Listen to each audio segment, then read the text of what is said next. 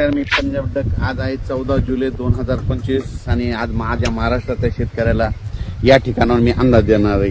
तर राज्यातल्या सर्वप्रथम शेतकऱ्याला सांगू इच्छितो की राज्यामध्ये आज 14 आणि 15 म्हणजे बऱ्याच ठिकाणी भाग बदलत पाऊस पडणार आहे, म्हणून हा अंदाज लक्षात घ्यायचा।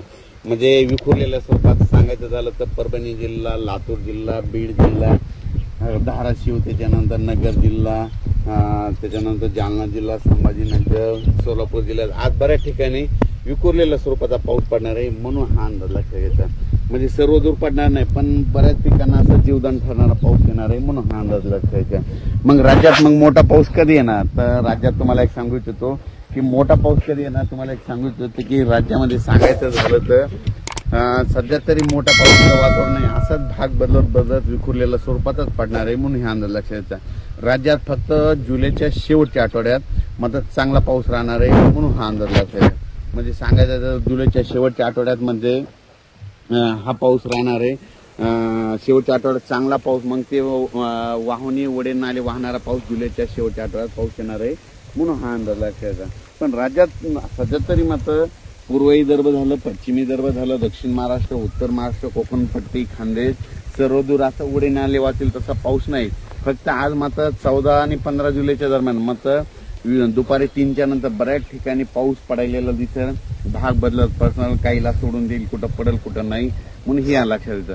पण राज्यात सध्या तरी मोठं नाही, पण राज्यात मात्र 14-15 आज बऱ्याच ठिकाणी ठिकठिकाणी पाऊस पडणार आहे, म्हणून हे लक्षात येतं। राज्यात नंतर काय होणार आहे, 18च्या नंतर परत एकदा वातावरण चेंज व्हायला सुरुवात होणार आहे। 18च्या नंतर काय होणार आहे, मग हे नांदेड जिल्हा झालं, लातूर जिल्हा झालं, अक्कलकोट, सोलापूर, उदगीर, निलंगा ह्या शेतकऱ्यांचं काय झालं, पाऊस नसल्यामुळे त्यांचे सोयाबीन थोडं सुकत आहे। त्यांना सांगू इच्छितो की 18च्या नंतर तुमचं नांदेड झालं, धर्माबाद झालं, बिलोली झालं, नायगाव, त्याच्यानंतर इकडं त्याच्यानंतर जळकोट, त्याच्यानंतर अक्कलकोट ह्या भागामध्ये मग 18-19 पासून जरा चांगला तुमच्याकडे पाऊस पडणार आहे। कारण की काय होणार आहे, 18च्या नंतर तेलंगणा, आंध्र प्रदेश, तामिळनाडू, कर्नाटक तिकडे पाऊस पडत राहिल्यामुळं आपल्या महाराष्ट्राच्या सीमालगत ह्या पट्ट्यामध्ये पाऊस येणार आहे, म्हणून त्यांच्यासाठी म्हणजे लातूर जिल्ह्यातल्या त्या बॉर्डरच्या शेतकऱ्यांसाठी आनंदाची बातमी। पण राज्यात मात्र 22 तारखेच्या नंतर परत आता वातावरण म्हणजे असं वाढत 22 जुलैच्या नंतर चांगलं वातावरण वाढत जाईल।